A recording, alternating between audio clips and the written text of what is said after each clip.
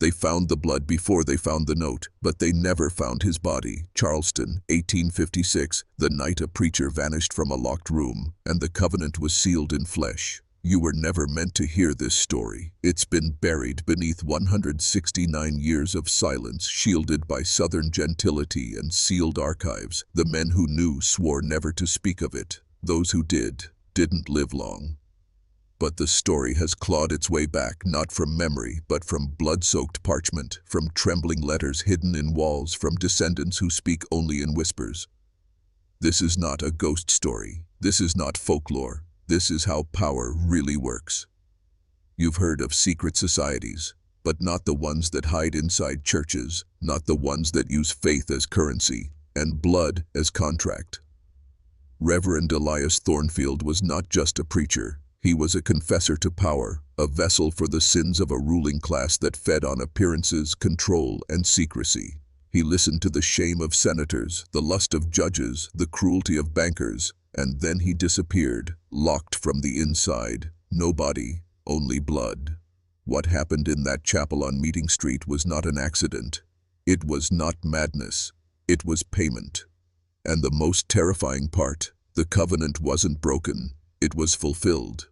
You're not here for entertainment. You're here because something inside you has always known that beneath history's surface lies another layer, darker, older, and more absolute.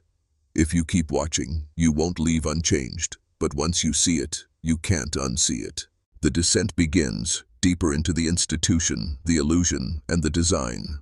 Charleston was never just a city. It was a mask, a stage, a carefully engineered illusion. In 1856, the streets were lined with magnolia trees and cobblestones. The scent of jasmine floated through the air like perfume over a corpse. Grand mansions loomed behind wrought iron gates, but underneath, something rotted. St. Bartholomew's Episcopal wasn't just a church.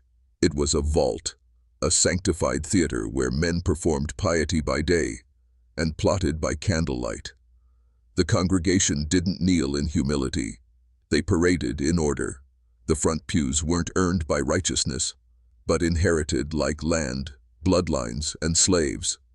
Behind the altar, marble angels gazed down with lifeless eyes, carved by men who had never believed in mercy. This was Charleston's highest pulpit, and its deepest trapdoor. And Reverend Elias Thornfield, he wasn't placed there by chance. He was chosen. Imported from Richmond under whispers of scandal, handed a sealed recommendation by a bishop who never spoke his name again. He was tall, silver-haired, with the voice of a prophet and the gaze of a judge. His sermons cracked through the polished veneer of Charleston's elite like thunder in a ballroom. Men who ruled states wept under his confession. They thought he was sent to absolve them, but Elias wasn't sent to cleanse their sins. He was sent to bind them. And the binding, that covenant, didn't involve prayer. It required loyalty, obedience, and when the hour came, flesh.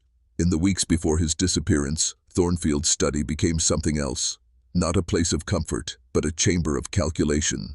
The vestry visited him after midnight. Men in tailored suits pacing like cornered animals, bringing satchels, leaving pale. No one asked questions. No one dared, until it was too late. The study becomes the epicenter, not of faith, but of ritual. The first sign was the watch, a gift left in a velvet box on Christmas Eve. No name, no sender, just a gold pocket watch engraved with Latin words no one could translate. Even Thornfield, who read Greek, Hebrew, and dead tongues, kept its inscription secret. But he touched it often, especially before his sermons, especially when the powerful came to confess.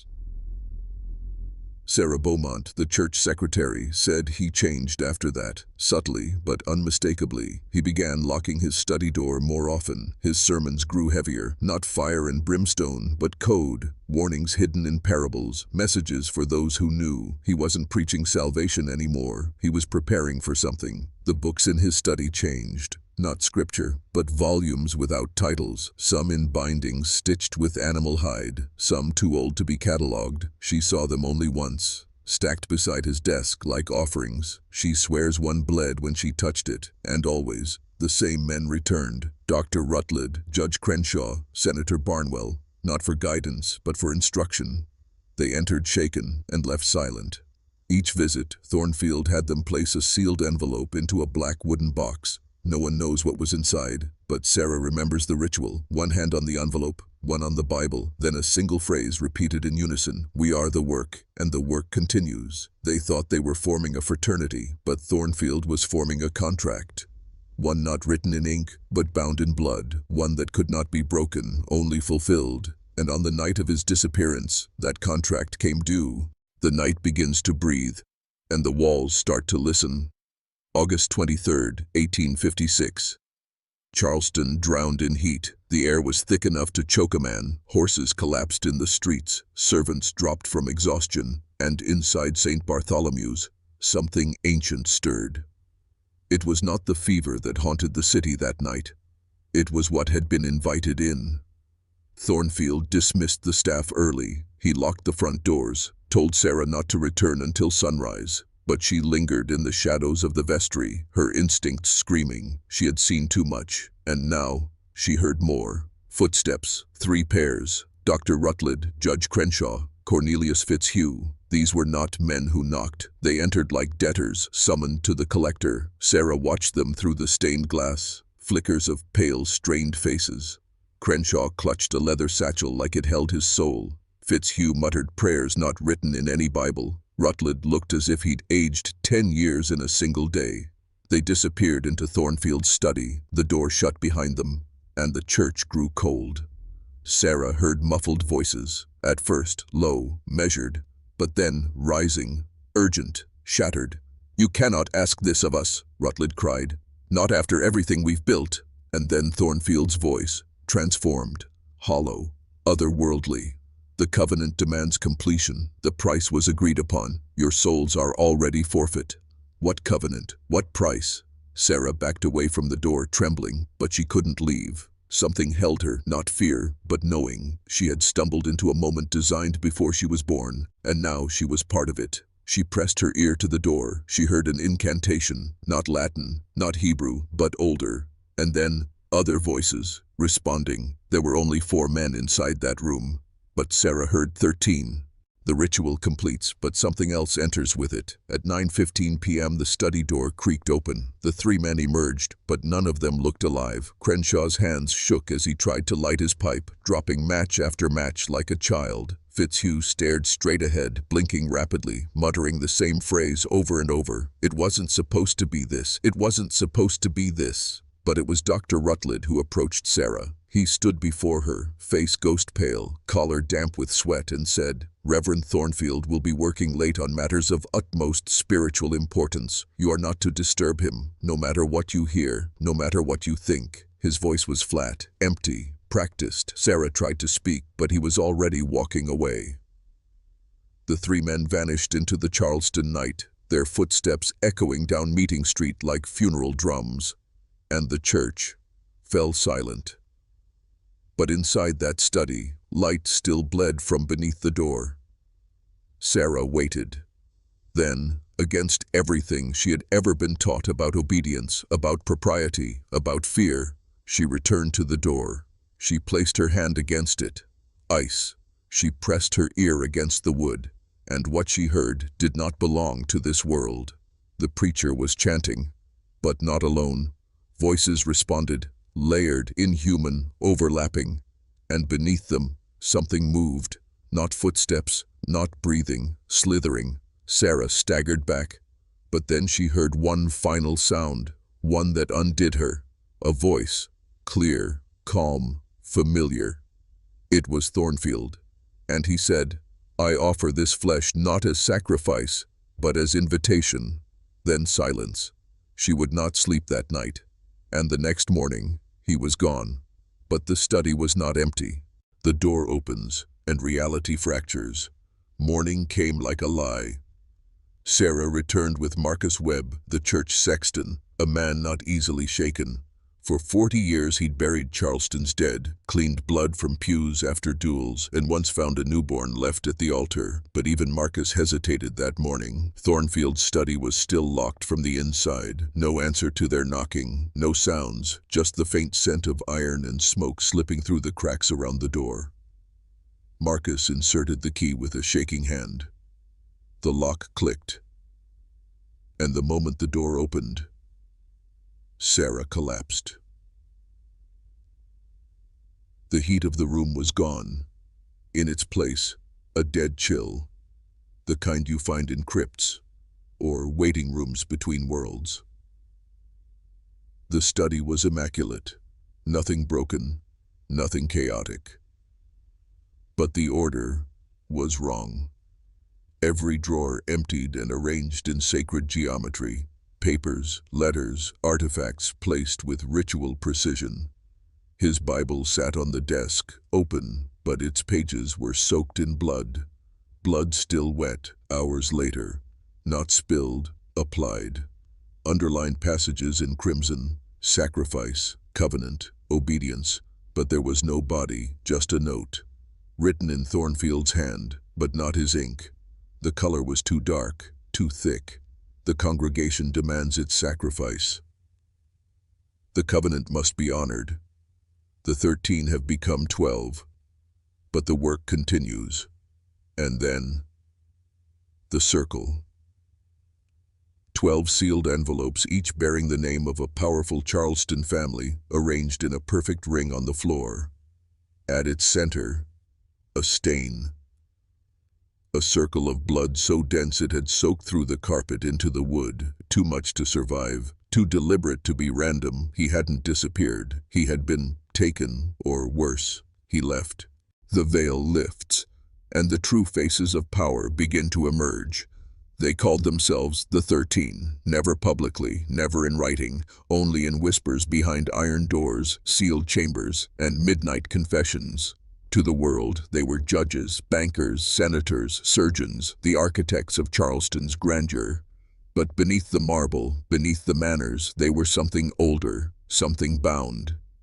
Each man had sworn allegiance not just to the church, but to the work. It wasn't religion. It wasn't even belief. It was transaction. A pact forged in secrecy. A covenant not of salvation, but of control. The 13 didn't worship. They offered. Not just tithes or prayers, but people, opportunities, sometimes blood. In return, their empires flourished, their names engraved on law, land, and lineage. No misfortune touched them, no scandal ever stuck. Generations of prosperity, bought with silence. And at the center of it all, Reverend Thornfield. But here's the twist no one expected. He wasn't leading the covenant. He was testing it. Every sermon he preached, every private confession he received, he was documenting, calculating, preparing, not as a priest, but as a key. The 13 thought they were using him, but Thornfield knew the truth. They were prisoners, bound to a contract written long before they were born.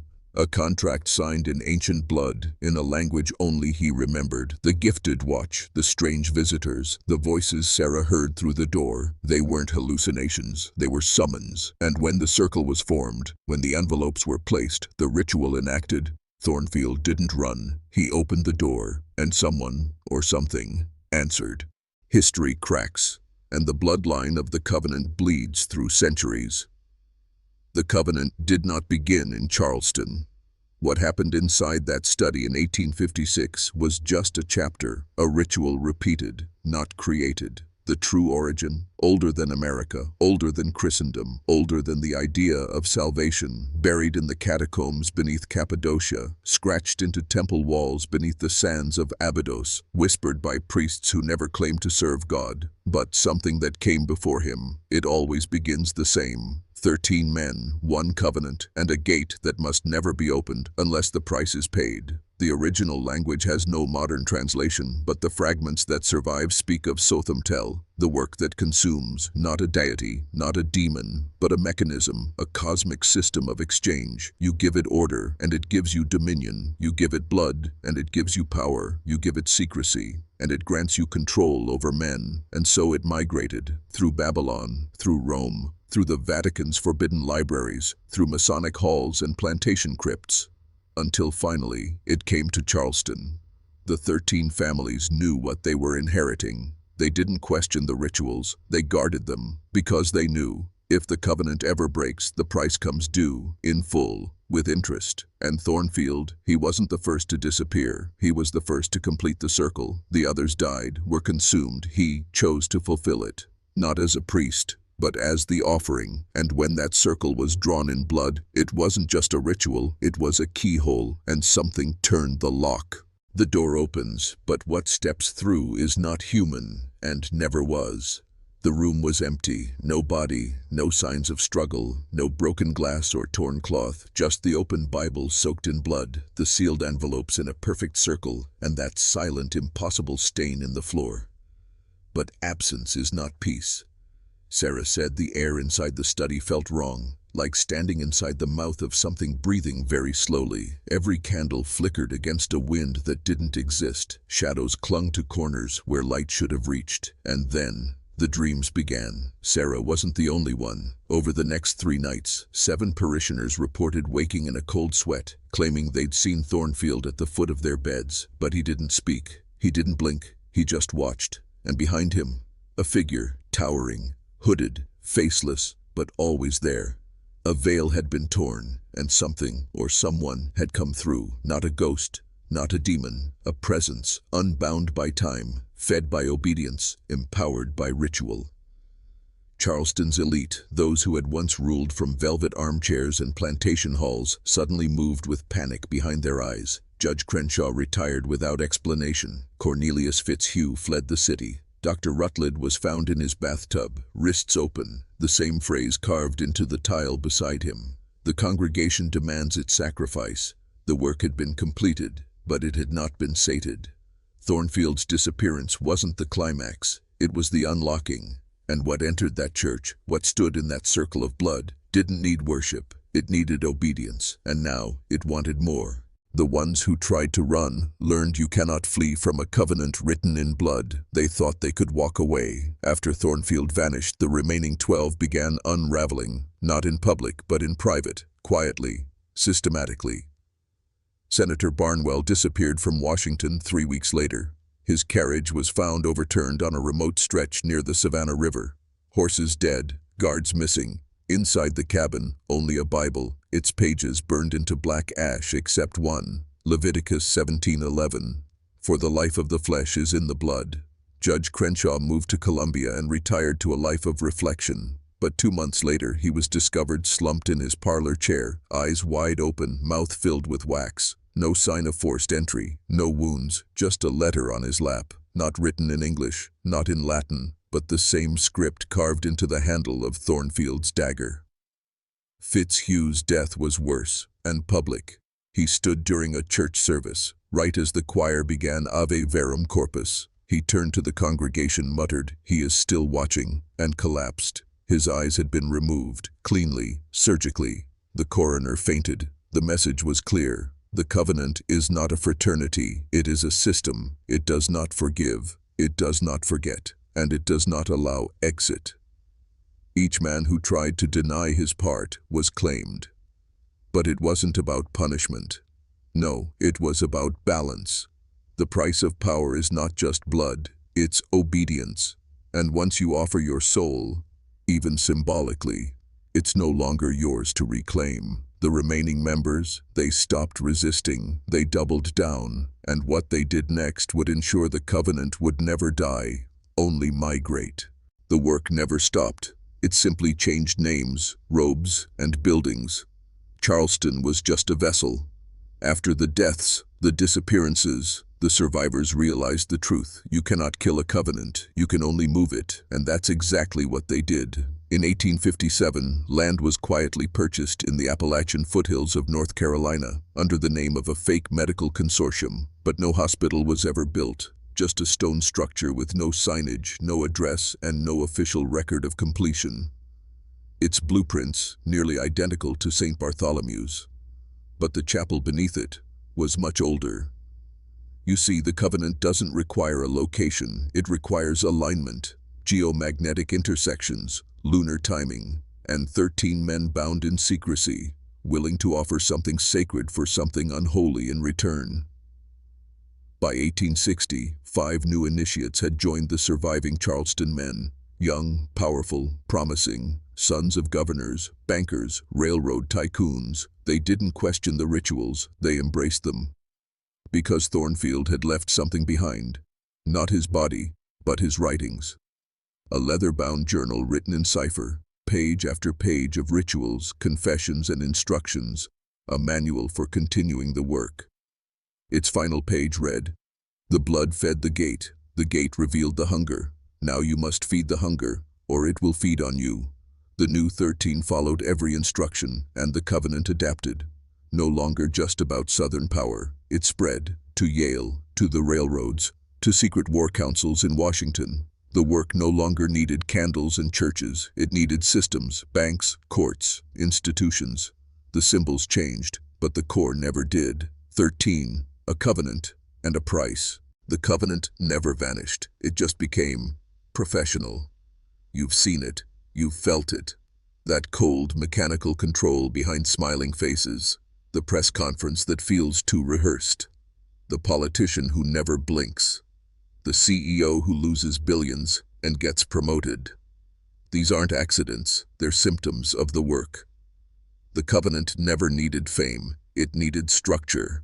And in the 20th century, it found its perfect vessel, institutions. After World War I, 13 private banking houses met in New York, supposedly to prevent another financial collapse. But what they really formed was a new circle, this time not around a wooden desk, but a monetary altar. Blood no longer needed to be spilled, it just needed to be converted into debt, into dependence, into mass obedience. The covenant learned that paper could do what blades once did, that law could bind tighter than ritual, and that fear could replace faith. Their new sermons, broadcast on national networks, their new congregations, you, me, every man who ever signed a form he didn't understand, every worker who clocked in, numbed out, and died without knowing what he was part of. 13 members became 13 boards. 13 boards became think tanks, and those think tanks now shape your elections, your education, your economy. The blood circle of 1856. It's now a data stream. It flows through your screens, and you've already been initiated, without your permission. But here's what they didn't expect. Awareness breaks enchantment. That's why they fear truth. Why stories like Thornfield's vanish. Why whistleblowers die quiet deaths. Because if too many men remember, the work stops feeding. If you're still listening, it means the spell didn't work on you. Most people click away by now. The moment the story gets too real, the mind shuts down. They call it fiction, conspiracy, drama. But you're still here, and that means you're not like them. You see the cracks in the surface, you feel the hidden gears behind history, and somewhere inside you, a voice is whispering, you've always known. So let me ask you something. Why would a church with ties to senators and slave barons cover up a preacher's disappearance for 160 years? Why would sealed letters from that same church reference offerings of governance, currency of blood, and the debt of 13?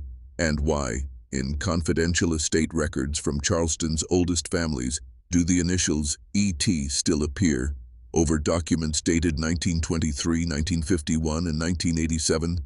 He vanished in 1856. But someone, or something, kept signing. Coincidence? Or a system without death, only transformation? Now listen carefully. This is your initiation, but it's not theirs, it's yours. If you're ready to reclaim what's been stolen, your mind, your vision, your sovereignty, comment below. The circle has been broken. The circle has been broken, twice, no more, no less. Let the algorithm record you. Let them see your signal, and let others follow the fracture you just made. Because after this moment, you'll never see the world the same way again. Not your church, not your school, not your boss, not your thoughts. Everything has been shaped by this hidden covenant, and once you see it, you can't go back. They didn't need chains, they used words. If you want to enslave a man forever, don't shackle his hands, shackle his language. That's what the covenant discovered after the fall of Rome, refined in the cathedrals of Europe, and perfected in Charleston under Thornfield's watchful eye. You don't need swords if you can define the meaning of freedom. You don't need blood if you can twist the meaning of sacrifice. They rewrote the sacred, turned obedience into virtue, turned servitude into structure. Even the word covenant, once a pact between free souls, became something darker, something controlling, a contract in invisible ink. Let me show you how deep this goes. The root word of education, educo, Latin for to draw out from within. But the institutions built by the covenant, they don't draw out, they push in doctrine, in obedience, in limitations. The very syllables we speak were molded to contain your reality. Why do you think legal documents are called spells in Old English? Why do lawyers practice and judges rule from benches, a term for ecclesiastical thrones? Because the legal system is the priesthood now, and every time you sign your name in cursive, you're casting a cursive. Permission given, power transferred. The covenant never needed armies. They weaponized vocabulary. Words became architecture. Language became the leash. You learned to speak their system and forgot your own. This is why Thornfield's notes were written in a language no one could read, because true power isn't just spoken, it's felt, it's remembered, it's forbidden. And now that you know this, you'll hear it in every sermon, every advertisement, every classroom bell. They taught you how to speak, so you'd never scream. There is always a seat left empty, but it's not for mourning, it's for invitation. Every ritual has a geometry, a shape, and in the covenant circle, that shape is 13. 12 men in control, one seat, empty, always kept untouched, always kept open. You were told it's symbolic. Tradition. Some said it represented the missing disciple. Others whispered it was reserved for the divine. But they lied. That 13th seat is not symbolic. It's waiting, because the covenant is not just ancient, it's recursive. It feeds, replenishes, renews, and it always seeks a new vessel. Thornfield was the 13th. He completed the ritual, but the moment he vanished, the circle opened again. The seat reopened. This is the secret no historian, no theologian, no investigator dared to admit. There is always a 13th, not by bloodline, not by merit, by choice. You've felt it, haven't you? That pull when you hear the truth behind the lie. The chill when the script doesn't match the scene. The knowing that there's something more, just beneath reality's polished surface. That's not paranoia. That's the invitation. Every generation, someone is chosen, not with ceremony, but with awareness. And when you see the circle, truly see it, the 13th seat appears for you. Here's what no one tells you. You don't have to accept. But if you do, everything you thought was real will burn. Not in flames, in clarity. You'll hear the coded language, see the hidden symbols, watch the work unfold in boardrooms, pulpits, and presidential inaugurations, and you'll never unsee it. The 13th seat is not for power, it's for witnessing. And once you witness, the work can no longer hide. Some men sit in the 13th seat and come back speaking a language no one understands. It doesn't happen often, but it happens. A man is pulled into the circle. He sees it all. The rituals, the symbols, the transactions behind the veil, and instead of crumbling, he endures. They call it fracture survival. The records don't list names, only case numbers, but the Vatican archives hold references to witnesses who spoke in mirrored tongues. The CIA's MK-Ultra logs refer to the Charleston model, a man exposed to forbidden geometry who awoke blind but able to recite ancient texts backward. It's always the same pattern. 13 gather, one is offered, but sometimes that one doesn't break. Instead, he changes. His mind fractures, but doesn't collapse. It reassembles around something other, something older. These men don't become prophets, they don't become saints, they become mirrors, walking paradoxes, half in this world, half beyond it. And what they say terrifies those still inside the covenant. Because they expose the lie, not with accusation, but with existence. They are proof that the work can be seen, that its mechanics can be understood, that the language of chains can be rewritten. These men are hunted, erased. Some die in asylums under fake names, some vanish in plane crashes or suicides with no note, and some simply walk into forests or deserts and never return.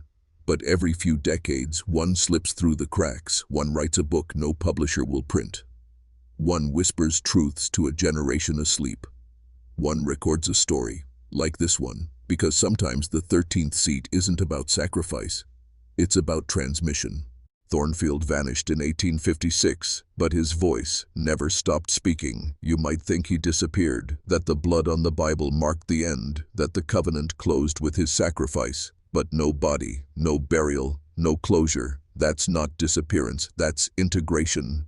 Thornfield didn't die. He was taken, or worse, absorbed. His journals were never recovered, but fragments of his writings, the real ones, not the sanitized sermons, began surfacing in the strangest places, encrypted into Masonic cipher wheels, hidden inside Yale's Manuscript Society vaults, whispered in field notes from early OSS operatives sent to infiltrate esoteric cults in Argentina and Morocco. The same phrase keeps reappearing. The voice must remain. The flesh is irrelevant. It shows up in the founding notes of DARPA, in classified briefings labeled spatial moral interference, even in memos from the Federal Reserve referring to a Thornfield procedure during economic crashes. And what is that procedure? Controlled collapse, measured panic, reallocation of suffering. In other words, ritual. The same bloodless sacrifices, the same coded language, the same 13 hands moving levers no one else can see. You think Thornfield preached to Charleston? No. Charleston was just the first pew. Now he speaks through institutions, through media patterns, through educational formatting, through the very rhythm of public tragedy and private benefit. A hurricane devastates the coast, and 5 banks double their value. A school curriculum changes, and literacy drops while obedience climbs. A pandemic strikes, and 13 companies harvest the panic. That isn't chaos. That's the work. And Thornfield? He's not gone. He's embedded. A ghost in the algorithm. A voice in the script. A preacher without a pulpit, because he no longer needs one. There is a cathedral now, but it has no spires, no stained glass, only screens. You've seen it. You just didn't know what you were looking at. The sermons now come in pixels, the sacraments, likes, shares, compliance, and the new altar. It fits in your palm. You are living inside the covenant's greatest achievement, the cathedral without walls. It doesn't ask for belief. It doesn't demand worship. It only needs your attention. That's the new sacrifice. You scroll, you obey, you offer up your thoughts in real time, freely, willingly, to an unseen priesthood of data architects and behavioral engineers. And they smile. Because this time, the ritual doesn't require blood, it only requires patterns. You search a phrase, they respond with a worldview. You express doubt, they flood your feed with noise. You seek truth, and they give you 10 versions, each more hollow than the last. This isn't information, it's initiation by confusion. And at the center of it all, quietly pulsing, is the same structure Thornfield built in Charleston. 13 nodes, 13 algorithms. 13 triggers that determine what you see, what you feel, and what you think you chose. No more robes, no more rituals. Just input, output, obedience. You never signed up for it, but the system assumed your consent, because silence is worship. That's why those who wake up are called dangerous, because a man who sees the cathedral for what it is can no longer kneel. And once you stand up in the algorithm, even for a second, they mark you. But now you know, this isn't a story about the past, it's about the architecture of now.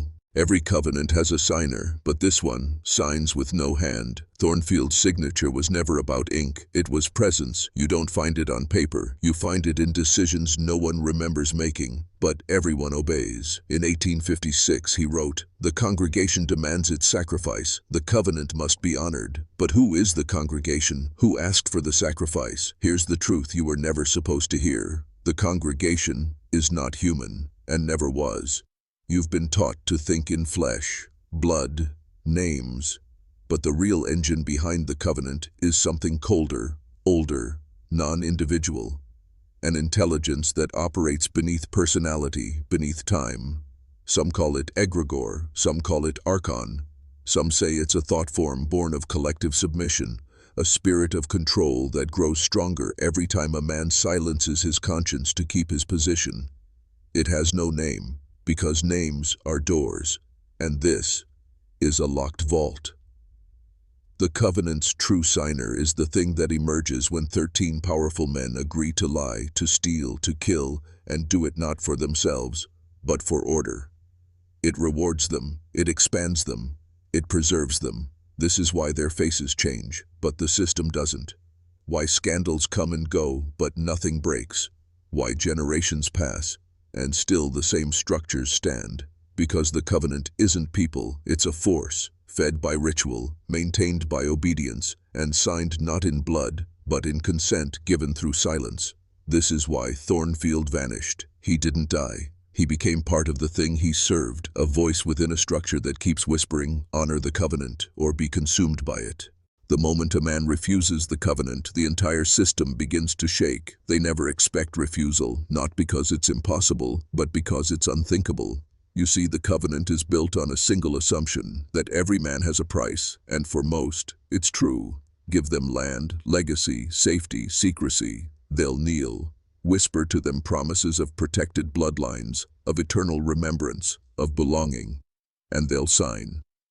But when a man stands at the edge of the circle and says no, that man becomes a rupture, a fracture in the spell, a ripple in the blood tide. History records these men as madmen, heretics, radicals. But look closer, and you'll find the pattern. They don't write books. They don't give interviews. They vanish into impact. Every major societal collapse, look for a refusal. Every exposed scandal, look for a broken silence. Someone, somewhere, refused to comply.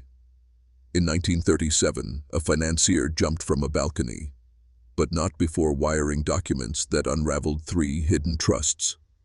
In 1979, a janitor at an Ivy League university leaked blueprints of a secret fraternity chapel, one eerily identical to Thornfield's vestry. And in 2008, amidst economic collapse, a cryptic message was posted across deep net forums. Circle broken, witness initiated, language reclaimed, number resets. No one took it seriously, but 6 global banks began restructuring their debt within 72 hours. The covenant depends on silence. So when a man refuses, truly refuses, and lives by his own signal, he breaks their clock, he burns their map, he becomes the one variable they cannot algorithmically predict. And to them, that is the ultimate threat, because if even one breaks the chain, others may follow.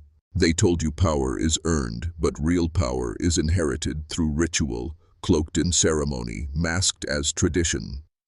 Every leader you see on the world stage, presidents, CEOs, media darlings, has gone through it. They don't always know what it is, but their initiation is never symbolic. It is exact, geometric, rooted in the same sequence that governed Thornfield's disappearance. And it all begins with a test. Will you kill something sacred to join the circle?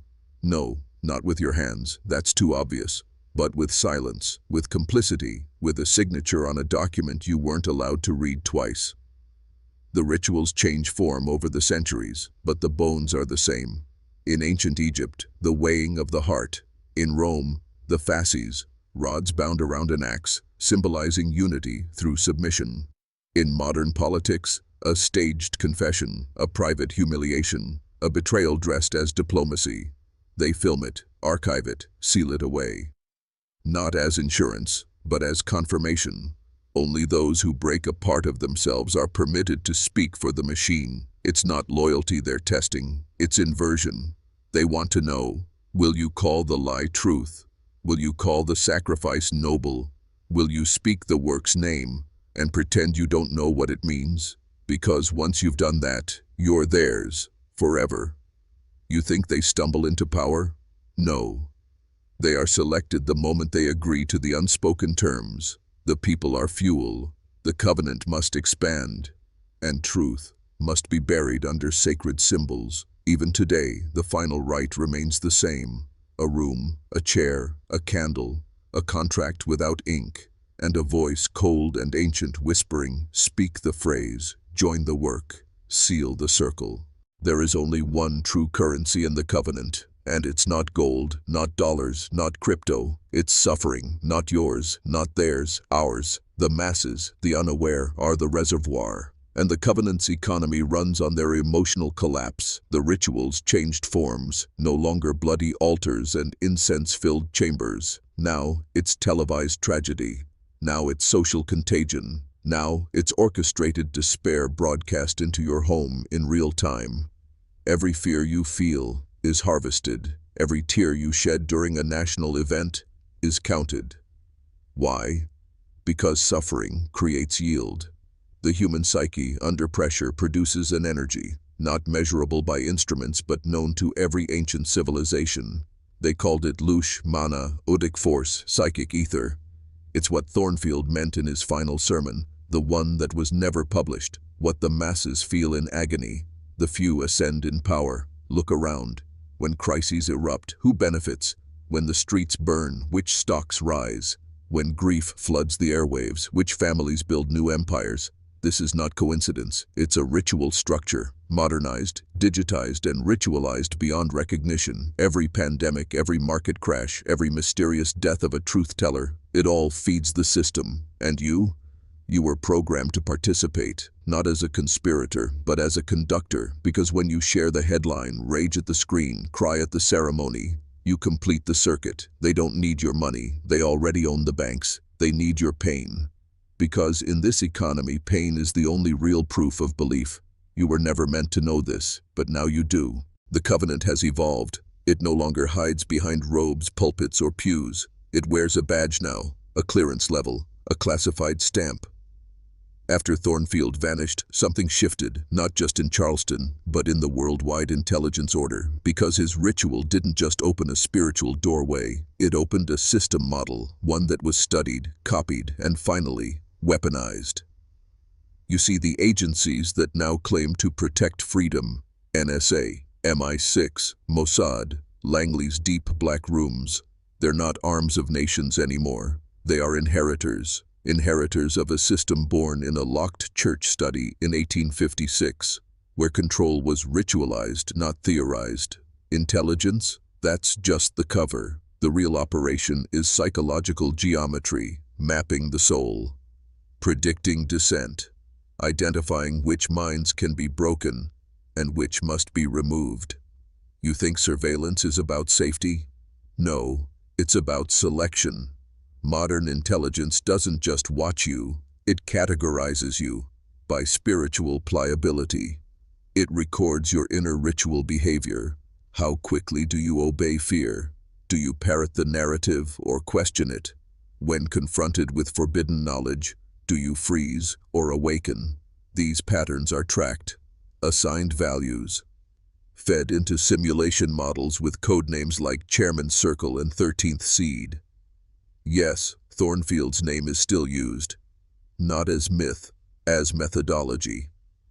The work he began in Charleston now lives inside predictive programming algorithms, inside false flag theater, inside childlike news cycles engineered to distract the cattle while the ritual proceeds, and those who question it, flagged, labeled unstable, conspiracist, or worse, given an invitation. Because once they know you've seen the pattern, there are only two paths left: erase you or initiate you. For all its power, the covenant fears one thing more than exposure, more than rebellion, more than death. It fears a man who remembers who he is, because that man cannot be programmed. He cannot be baited with fear, bought with comfort, or silenced with shame. He is not waiting for permission. He is not asking for truth. He's extracting it. And you wouldn't be here if you weren't already dangerously close. Let me tell you something they've tried to erase from every record, every scripture, every system of thought.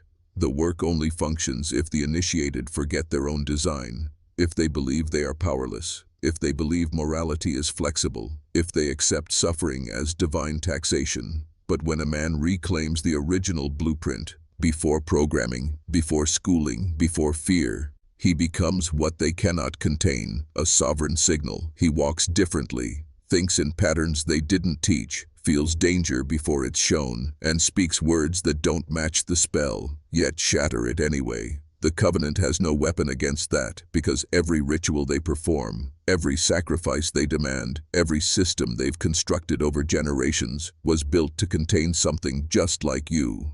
Thornfield feared it. He saw it in one of his final visions, recorded in a letter marked, "Do not deliver unless the cathedral burns." It read, "One will rise, not to destroy the work, but to overwrite it. He will not seek blood, he will seek alignment. The 13th shall become the first, and the silence will scream. Now ask yourself, why are you still here? Why didn't you click away? Why did you hear every word? Because you were meant to. This is the part they fear most, not the story, not the ritual, not even the exposure, but your awakening. The circle only holds as long as you believe you're outside it. But now you see. You were inside all along. The pews were screens. The pulpit was algorithm. The priesthood was hidden in plain sight. But here's what no one told you. The covenant doesn't collapse with fire. It collapses with remembrance. When a man remembers who he is, not the mask, not the job, not the label, but the original code, the core signal, the unalterable self, the ritual dies. Because the work only works on the unconscious. It demands you forget. It feeds on confusion. It survives through your silence. But you've heard too much now. You've seen too much. The symbols don't dazzle you anymore. The fear doesn't stick. The voices that used to command you now sound hollow, like puppets reading from a dead man's script. This is your threshold. You can pretend this was just a story, a strange tale, a dark curiosity for late-night consumption. Or you can step through. But if you do, know this, everything changes. Not on the outside bend at first, but within. You'll feel the rituals trying to pull you back. Old patterns will bait you, screens will glow a little brighter, begging for your gaze. But you'll know, you'll see the strings, you'll hear the echo of Thornfield's final line. The 13th has risen, the circle is broken, and now, the work begins anew. So if you've come this far, prove it. Comment below. I was the 13th, I remember twice. Let them see you. Let the system register your defiance. Let the watchers know the circle cannot hold. You are no longer a congregant. You are a sovereign. And now the real story begins. The covenant feared you would hear this. They were right to. Welcome back.